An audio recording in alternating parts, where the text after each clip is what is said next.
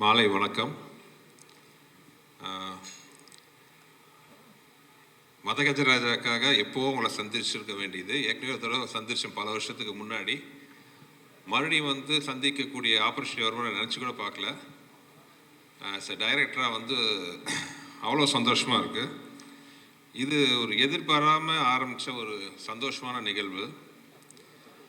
ஒரு கொஞ்ச நாளைக்கு முன்னாடி நைட் ஒரு 11:30 மணிக்கு எனது மதிப்பிற்குரிய திருப்பூர் சுப்பிரமணியன் சார் அவர்கள் நைட் ஃபோன் பண்ணார் 11:30 மணிக்கு.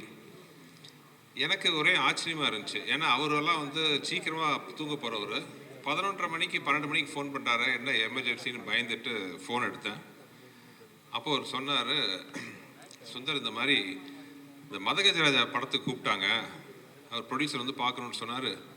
சரி, கொஞ்சம் வருஷங்களுக்கு முன்னாடி எடுத்த படமாச்சா, எப்படி இருக்கும்ன்ட்டு ஒரு டவுட்டில் தான் போனேன்.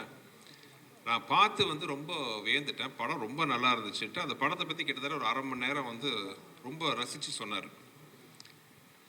அதை கேட்கும்போது எனக்கு ரொம்ப சந்தோஷமாக இருந்துச்சு. ஏன்னா திருப்பூர் சுப்பிரமணியன் சார் கிட்டத்தட்ட 30 வருஷமாக நான் என்னோடய படங்களை அவர் ரிலீஸ் பண்ணிகிட்ருக்காரு. எந்த படமாக இருந்தாலும் அவர் அந்த படத்தோட வியாபாரத்தை பற்றி தான் சொல்லுவார். படம் இவ்வளோ கலெக்ஷனாக இருக்குது, நல்லா போயிருக்கு, ஆவரேஜாக போயிருக்கு மாதிரி தான் சொல்லுவார் ஒழிய எப்பவுமே அந்த படத்தை பற்றின விமர்சனம் ரைட் ஃப்ரம் முள்ளத்தெழுத்தால் ஆரம்பித்து இந்த நிமிஷம் வரைக்கும் எந்த படத்தோட விமர்சனத்தையும் சொன்னதில்லை. அப்படிப்பட்ட ஒரு திரையுலக ஜாம்பவான்களில் ஒருத்தராக இருக்கிற அவர் இந்த படத்தை பற்றி அவ்வளோ வசதியாக சொல்லும்போது எனக்கு ரொம்ப சந்தோஷமாக இருந்துச்சு.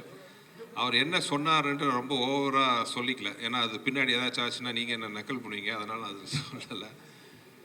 பட் அதோடு அவர் நிற்காம அந்த படம் ரொம்ப பிடிச்சதுனால அவர் இமீடியட்டாக அவர் ப்ரொடியூசர்ஸ் மற்றும் திரையுலக பெரியவங்கெல்லாம் உட்காந்து பேசி முடிவு பண்ணி இந்த படம் ரிலீஸ் பண்ணுறதுக்கான வழிவகை பண்ணி இன்றைக்கி பொங்கல் ரிலீஸாக உங்கள் முன்னாடி நாங்கள் நின்றுருக்கோம். மதகஜராஜா எனக்கு ரொம்ப ஒரு ஸ்பெஷலான படம். ஏன்னா இந்த படத்தில் தான் எனக்கு என்னோடய உடன்பெறாத தம்பி அப்போ ஆரம்பித்த எங்கள் நட்பு உறவை இன்றைக்கி எங்கள் குடும்பத்தில் ஒருத்தராக தொடர்ந்துட்டுருக்கு. அது ஒரு சின்ன விதையாக ஆரம்பித்த ஒரு விஷயம். இந்த படம் ஆரம்பித்து இத்தனை வருஷம் ஆச்சுன்ட்டு நம்ப முடியல. ஏன்னா படம் ஆரம்பிக்கும் போது நானும் விஷாலும் பிளான் பண்ணது என்னென்னா, ஏற்கனவே நான் மதகஜராஜா வேற ஒரு இன்டர்வியூவில் நான் சொல்லியிருந்தேன். இந்த 80s நிறையா ஜனரஞ்சகமான படங்கள் வந்திருக்கு. முரட்டுக்காலை, சகலகலா வல்லவன், போக்கிரி ராஜா, இந்த மாதிரி படம் மாதிரி ஒரு படம் பண்ண எனக்கு ரொம்ப ஆசையாக இருந்துச்சு. ஏன்னா எல்லாமே ரொம்ப ஒரு சீரியஸ் ஓரியன்ட், ஒவ்வொரு ஜானர் ஒவ்வொரு மாதிரி. இந்த ஜானரில் ஒரு படம் பண்ணால் எப்படி இருக்கும், குடும்பத்தோடு உட்காந்து பெரிய கீஜிக்லாம் இல்லாமல் ஒரு சந்தோஷமாக ஒரு பாசிட்டிவ் வைப்ரேஷனோட 80s வந்த மாதிரி ஒரு படம் பண்ணணுன்ட்டு நாங்கள் ஆசைப்பட்டோம். அந்த மாதிரி ஒரு படம் தான் ஒரு மதகஜராஜா. ஒரு 3 நண்பர்களுக்குள்ளே அவங்களோட பிரச்சனையை தீர்க்கிற ஒரு மெயின் நண்பரோட கதையாக இந்த கதையை ஆரம்பித்தோம். சில காரணங்களால், தவிர்க்க முடியாத காரணங்களால் அந்த படத்தோட ரிலீஸ் கொஞ்சம் டிலே ஆயிடுச்சு. ஸோ அந்த படத்தை பற்றி ரிலீஸ் பண்ணலான்னு முடிவு பண்ணி, பொங்கல் ரிலீஸ் பண்ணலான்னு முடிவு பண்ணி, ஆக்சுவலாக நேற்றோ முந்தா நாளோ அனௌன்ஸ் பண்ணோம். அனௌன்ஸ் பண்ணுறதுக்கு முன்னாடி எனக்கு ஒரு சின்ன பயம் இருந்துச்சு. ஏன்னா கொஞ்சம் வருஷத்துக்கு முன்னாடி எடுத்த படம் மறுபடியும் ரிலீஸ் பண்ணும்போது வரவேற்பு எப்படி இருக்கும், இல்லை மேபி சோஷியல் மீடியாவில் கலாய்ப்பாங்களா, ஏன்டா இப்போ இந்த படத்தை ரிலீஸ் பண்ணுமா முக்கியமாங்கிற மாதிரி எல்லாம் நான் கொஞ்சம் நினச்சேன். இந்த மாதிரிலாம் வரவேற்பு இருக்குமான்னு ஒரு பயத்தோடு தான் அது ஃபஸ்ட்டு ஆடு வந்துச்சு. பட் நான் மட்டும் இல்லை, எங்களோட க்ரூ, தயாரிப்பு நிறுவனம் எல்லாருமே ஒரு சந்தோஷ சர்ப்ரைஸ் ஆகிட்டோம்.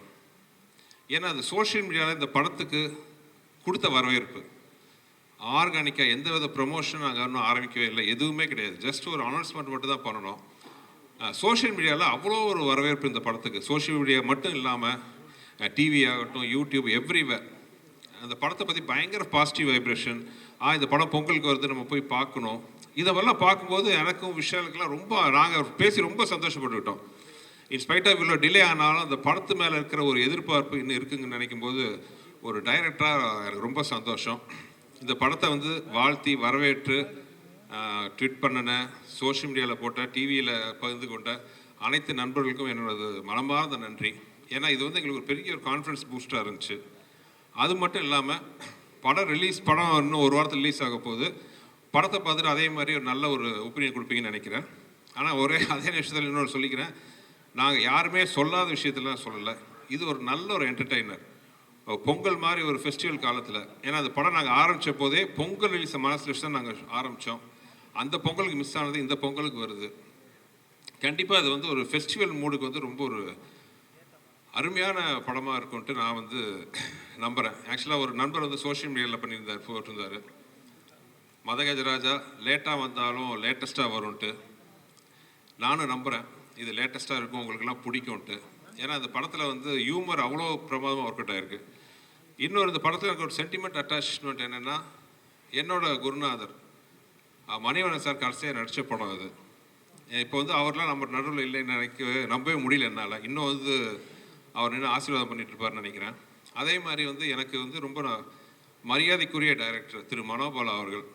மனோபாலா சாரோட இந்த படம் நான் ஒர்க் பண்ணுவது ரொம்ப இந்த படத்தை எதிர்பார்த்தார். ஏன்னா அந்த படத்தில் வந்து ஒரு 15-20 நிமிஷம் விஷால், சந்தானம், மனோபாலா சார் வச்சு ஒரு எபிசோடு வரும். நான் ஏற்கனவே சொல்லியிருக்கேன், நான் நிறைய காமெடியெல்லாம் பண்ணியிருக்கேன். ஆனால் நான் பண்ண காமெடியிலேயே வந்து எனக்கு ரொம்ப ஃபேவரட் எதுன்னு கேட்டிங்கன்னா அந்த ஒரு 20 நிமிஷம் எபிசோட். எல்லாருமே வந்து மனசு விட்டு சிரிக்கக்கூடிய, ரசிக்கக்கூடிய மாதிரி அது ஒரு இன்ட்ரெஸ்டிங்கான ஒரு எபிசோடு வரும் இந்த படத்தில். ஒவ்வொருத்தரையும் மனோபாலா சார் வந்து கேட்பார், எப்படா அந்த படம் ரிலீஸ் ஆகுது, அந்த படம் ரிலீஸ் ஆச்சுன்னா என் ரேஞ்சே வேறு அப்படின்னு சொல்லிட்டு இருப்பார். அன்ஃபார்ச்சுனேட்லி அவர் இல்லை. ஆனால் அவர் நினைவுகளை வந்து இந்த படம் இனிமையாக சுமந்துட்டு வரும்ன்ட்டு நம்பிக்கை எனக்கு இருக்குது. இந்த படத்தில் வந்து ஒரு மிகப்பெரிய ஒரு ப்ளஸ் என்னென்னா, அப்பார்ட் ஃப்ரம் விஷால், விஜய் ஆண்டனி. நானும் விஜய் ஆண்டனியும் வந்து ஃபஸ்ட்டு சேர்ந்து ஒர்க் பண்ண படம் இதுதான். நான் முதல்ல அவுட்லுக்கில் அவர் பார்க்கும்போது ஒரு பெரிய மியூசிக் டைரக்டர், ஒரு பயங்கரமாக இருப்பார் அப்படி இப்படின்னு நினச்சேன். ஆனால் அவர் குழந்தை, அந்த குழந்தை இன்னும் அந்த குழந்தையாகவே இருக்குது. ரொம்ப சந்தோஷம். அந்த எளிமை, அந்த வெள்ளந்தியான வெள்ளை மனசு எல்லாமே வந்து அவர் அப்படியே இருக்குது. தேங்க்யூ விஜய், சூப்பர் மியூசிக் கொடுத்தாரு. ஆக்சுவலாக we miss your this commercial music Vijay. உங்களை மாதிரி இந்த மாதிரி ஒரு ஃபாஸ்ட் பிட்லாம் கொடுக்குறது வந்து வெறும் சில மியூசிக் டேரக்டர் தான் இருக்காங்க. நீங்கள் ஹீரோவாக நடிக்கிற படம்லாம் ஒரு சீரியஸ் படங்கிறதுனால சீரியஸ் சாங்காக போட்டுட்ருக்கீங்க. நீங்கள் எங்களுக்கெல்லாம் மியூசிக் போட்டால் தான் இந்த மாதிரி சாங் நீங்கள் கொடுப்பீங்க. ஸோ நாங்கள் வந்து இசையமைப்பாளர் விஜய் ஆண்டனியை ரொம்ப மிஸ் பண்ணுறோம். You have to come back as a music director. As a ஹீரோவாக நீங்கள் வந்து you are rocking. As a music டைரக்டராக நீங்கள் வெளிப்படவும் பண்ணணும். பாருங்கள் எவ்வளோ கிளாஸ் பண்ணுறாங்கன்ட்டு. உங்களுக்கு நிறைய ரசிகர்கள் இருக்கிறாங்க. ஸோ இந்த மாதிரி ஃபாஸ்ட் நம்பர், நீங்கள் சீரியஸ் ஹீரோ.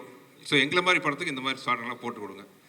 விஜய் ஆண்டனி பாட்டு மட்டும் இல்லை, நான் பண்ண படங்களில் எனக்கு மிக பிடிச்ச ரீ ரெக்கார்டிங்கும் இந்த படத்தில் இருக்குது. அவ்வளோ அருமையாக அந்த படத்துக்கு ஆர்ஆர் இருக்கும். ஸோ நீங்கள் அந்த படத்தை பார்த்தீங்கன்னா நீங்கள் அதை கண்டிப்பாக அதை என்ஜாய் பண்ணலாம். அப்புறம் இந்த படத்தில் என்னை விட அதே கஷ்டப்பட்ட ஆத்மா யாருன்னா விஷால் தான்.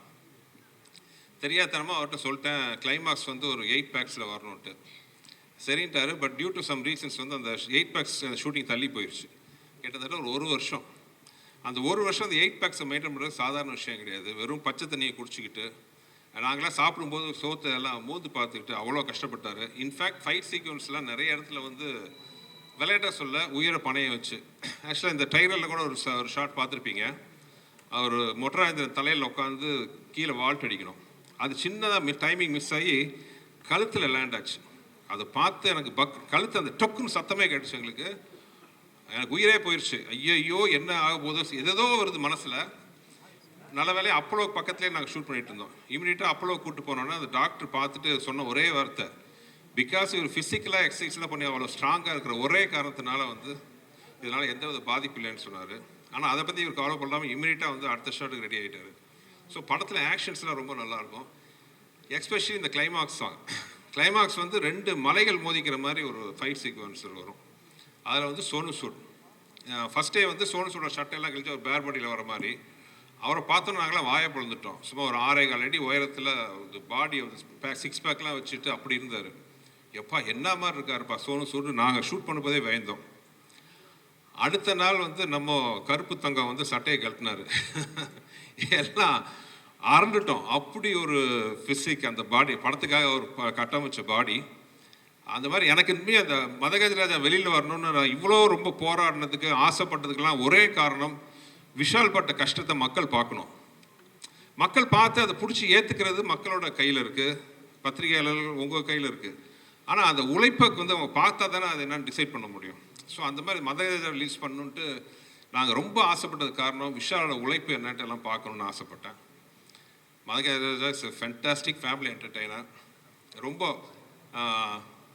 ஏதோ நல்ல விதமாக எனக்கு ஒரு லைசன்ஸ் கொடுத்துருக்கீங்க. சுந்தர்சி படம் யாரும் சொல்லாத ஒரு விஷயத்தெல்லாம் சொல்ல போகிறது இல்லை, புதுசாக எந்த விஷயமும் இருக்க போகிறது இல்லை. ஆனால் என்டர்டெயின்மெண்ட்டாக இருக்கும். குடும்பத்தோடு பார்க்க வரலாம். மினிமம் ஒரு படத்தில் ஒரு 5 நிமிஷமாச்சும் உங்கள் மனசார சந்தோஷப்பட்டீங்கன்னா அதுதான் நீங்கள் எனக்கு கொடுக்க போகிற மிகப்பெரிய பரிசாக நான் இது வரைக்கும் நினச்சிட்ருக்கேன். மதகஜராஜா அந்த அனுபவத்தை உங்களுக்கு கொடுக்கணும்னு நான் நம்புகிறேன். பார்த்து நீங்கள் எல்லாருமே சப்போர்ட் பண்ணணும். அப்புறம் அந்த படத்தில் வந்து முக்கியமான விஷயம், விஜய் ஆண்டனி சார் மட்டும் இல்லாமல் எனக்கு இருந்த ஒரு அருமையான டெக்னிக்கல் க்ரூ. இத்தனை வருஷம் கழிச்சும் அவங்களே என் முன்னாடி உட்காந்துருக்கிறத பார்க்கும்போது அவ்வளோ சந்தோஷமாக இருக்குது. என்றைக்குமே என் தம்பியா, என் வலது கையா, என்னுள் பாதியாக இருக்கிற என் அன்பு தம்பி வெங்கட், அப்புறம் இந்த படத்துக்காக உயிரை கொடுத்து ஒர்க் பண்ண ரிச்சர்ட், இத்தனைக்கு இவ்வளோ பிஸியாக இருக்கிற ரிச்சர்ட், பிஸி கேமராமேனாக இருக்கிறவர், இந்த படத்தை ரிலீஸ் பண்ணணுன்னா எல்லா வேலையும் விட்டுட்டு வந்து இந்த படத்துக்கான இது விடிய உட்காந்து இந்த சாங்லாம் ரெடி பண்ண ரிச்சர்ட் ஆகட்டும், என்னுடைய பல படங்களுக்கு எனக்கு உறுதுணையாக இருக்கிற ஸ்ரீகாந்த், எடிட்டர் ஸ்ரீகாந்த், அவரும் அதே தான், விடாமுயற்சிக்கும் அவர் தான் எடிட்டர்.